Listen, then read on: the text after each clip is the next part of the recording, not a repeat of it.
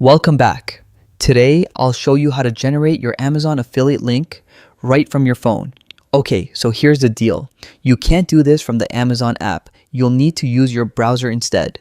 Open Chrome or Safari, head to google.com and type Amazon. Now, instead of just tapping the link, press and hold on amazon.com and choose Open in New tab.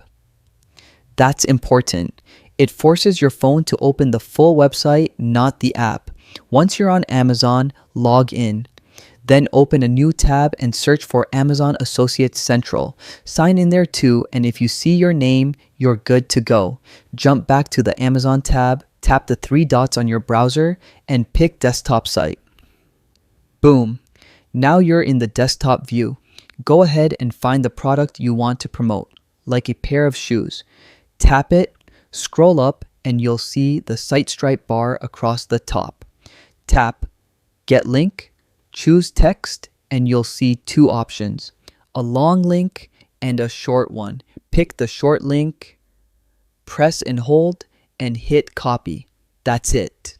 You can now share that affiliate link anywhere, YouTube, TikTok, Instagram, you name it. If this helped, hit that like button, subscribe, and I'll catch you in the next video.